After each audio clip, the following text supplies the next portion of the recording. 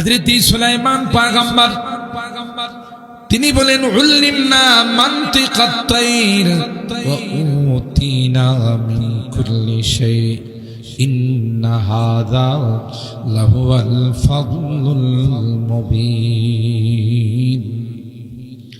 আল্লাহ পাক রব্বুল আলামিন সুলাইমান পয়গম্বরকে পশু পাখি কীট পতঙ্গের ভাষা পর্যন্ত বুঝার আল্লাহ তাআলা তাকে তৌফিক দিয়েছিলেন।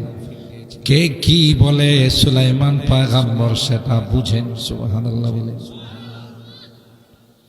পিপিলিকা 3 মাইল দূরে থেকে তার স্বজাতিকে লক্ষ্য করে পিপিলিকা কয় উদখুলু মাসাকিনাকুম লা ইয়াহতিমান্নাকুম সুলাইমান ওয়া জুনুদুহু ওয়া হুম লা ইয়াশউরুন।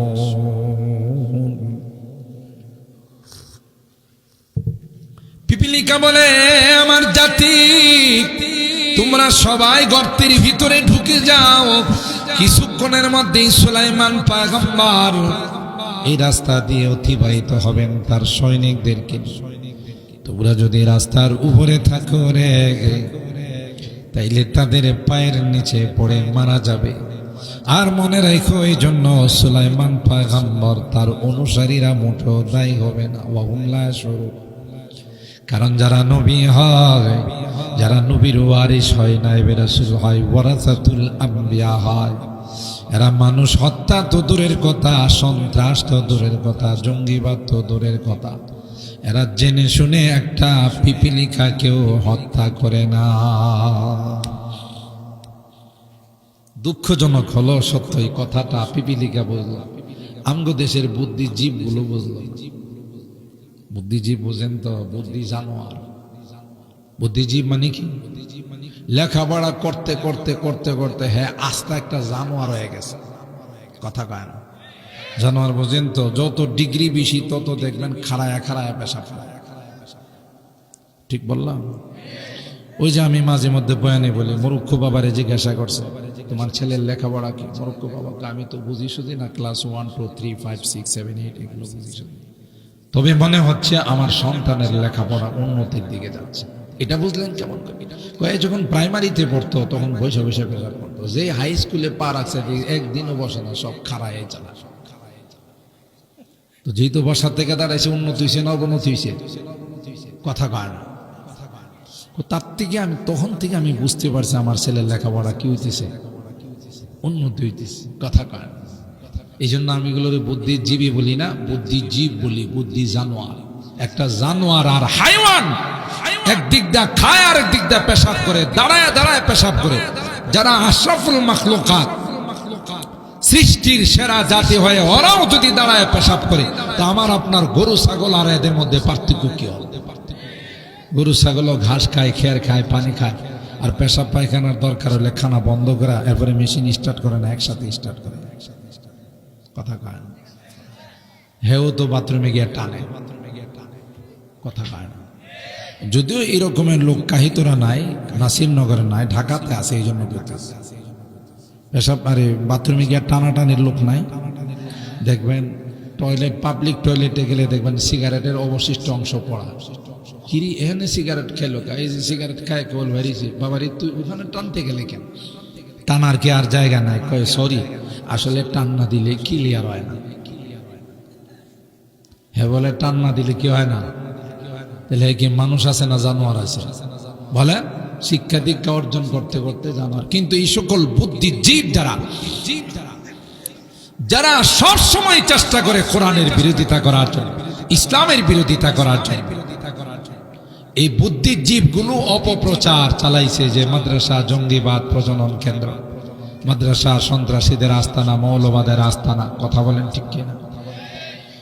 আপনারা বলুন তো, মুরব্বীরা যারা আছেন, জীবনে কোনোদিন শুনছেন যে কওমি মাদ্রাসায় 2 দল ছাত্রের মধ্যে মারামারি হয়েছে? তাহলে জঙ্গিবাদ হইল কি? মৌলবাদ আর সন্ত্রাস হল। যেই বিদ্যালয়গুলোতে প্রায় প্রতিদিন শোনা যায় অস্ত্রের মহড়া চলে, ওইগুলো জঙ্গিবাদ প্রজনন কেন্দ্র নয়, মাদ্রাসা জঙ্গিবাদ। লাঠি দিয়ে পিটানো উচিত। কথা বলেন ঠিক কিনা? এই সমস্ত অপপ্রচার করে কি মাদ্রাসার সংখ্যা কমছে না বাড়ছে? বলে তো বোঝা গেল এই জাতি তাদের অপপ্রচারে কি দেয় না, কান দেয় না। তো বলতেছিলাম এই জন্য এই সূরাটার নামকরণ করা হয়েছে সূরাতুন নাম, পিপিলিকার নামে। ঘটনাটা পিপিলিকা জানে, উলামায়ে কেরাম নায়েবে রাসূল ওয়ারাসাতুল আম্বিয়া যারা এরা মানুষ হত্যা দূরের কথা, একটা ক্ষুদ্রাকৃতির প্রাণী পিপিলিকাকেও তারা হত্যা করে। আসলে ঠিক না কথা? এরা শান্তির প্রতীক, গোটা বিশ্ববাসীর জন্য তারা আল্লাহর কাছে। হযরত সুলাইমান পয়গম্বরের বাবার নাম ছিল দাউদ পয়গম্বর, তারই সন্তান সুলাইমান পয়গম্বর। দাউদ পয়গম্বরের হাতে যদি আল্লাহ লোহা দিতেন, এই লোহা মোমের মতো গলে যেত।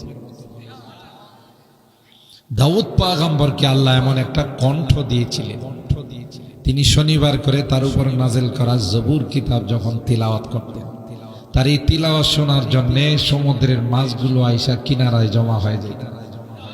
আর একটু আসতে সুবহানাল্লাহ কও। আকাশের পাখিগুলো গাছের ঢালে ঢালে বসে যাইত। কথা বলেন ঠিক কিনা? জঙ্গলের পশুগুলো আয়সা পাশে বসে থাকতো আর তিলাওয়াতের সময় মাথা নাড়া দিয়ে সমর্থন জানায়। সুবহানাল্লাহ। কণ্ঠটা কি সাধারণ না অসাধারণ? বলে না? এই যে কণ্ঠ, এটাই ছিল তার আল্লাহ প্রদত্ত মুআজিজা। যুগটা ছিল কণ্ঠশিল্পীদের যুগ। কে কার চাইতে ভালো করে গান গাইতে পারে, এই নিয়ে তাদের মধ্যে প্রতিযোগিতা হতো। আল্লাহ রাব্বুল আলামিন সাইয়্যিদানা হযরতে দাউদ আলা নবিয়িনা ওয়া আলাইহিস সালাতু ওয়াস সালামকে এমন একটা কণ্ঠ দিলেন, আল্লাহু আকবার। ইনি যখন তার তিলাওয়াত শুরু করতেন, সমুদ্রের মাছগুলো লাফাইতে থাকত। আরো আস্তে কম। আকাশের পাখিগুলো ডানা দিয়ে সমর্থন জানায়, জঙ্গলের পশুগুলো মাথা নাড়া দিয়ে সমর্থন জানায়। কি কণ্ঠ আল্লাহ দিয়েছেন! দরকাফে দাউদ আহেন মোমে কাজ, তার হাতে লোহার নিতে দেরি হইতো, এটা মোমের মতো গলতে দেরি হইতো। এই মুআজিজা সাইয়্যিদিনা হযরতে দাউদ আলা নবিয়িনা ওয়া আলাইহিস সালাতু ওয়াস সালাম। সুলাইমান পয়গম্বরকে আল্লাহ এত বড় রাজত্ব দিলেন, ওনার সিংহাসনটার কথা আল্লাহ কোরআনে বলেন, ওয়ালি সুলাইমান আর রিহা গুদুওহা শাহর ওয়া রাওয়াহুহা শাহর ওয়া আসালনা লাহু আইনাল কিতর। তো সুলাইমান পয়গম্বর যে সিংহাসনে বসে রাষ্ট্র চালাইতেন, এটা যদি এক সকাল উড়াল দিছে, তাইলে একটা দ্রুতগামী প্লেন, বিমান এক মাসে যে পরিমাণ বিরতিহীনভাবে চলতে পারে তার চাইতে বেশি যাইতে পারে। বাংলাদেশ থেকে সৌদি আরব যে হজ করতে যান, কয় ঘন্টা লাগে? 6 ঘন্টা। তাহলে এই বিমানটা যদি বিরতিহীনভাবে এক মাস চলে, নিঃসন্দেহে ভারত যাইতে পারবে নাকি যাইতে পারবো না? তাহলে কি পরিমাণ রাস্তা অতিক্রম করবে চিন্তা করতে, ক্যালকুলেশন করে মিলাইতে পারবে? বিরতিহীন ভাবে একটা দ্রুতগামী ফ্লাইট এক মাস চললে যে পরিমাণ রাস্তায় যাইতে পারে, সুলাইমান পয়গম্বরের সেই সিংহাসন এক সকাল চললে তার চেয়ে বেশি যেত। ভ্রাম্যমান সিংহাসন ছিল, কোন জায়গাতে স্থির ছিল। যেখানে উনি যাওয়ার দরকার হতো শুধু বলতেন কুম বিইযনিল্লাহ, হ্যাঁ আল্লাহর নামে চলো, বাস রওনা হয়ে যেত। সব নিয়ে রওনা।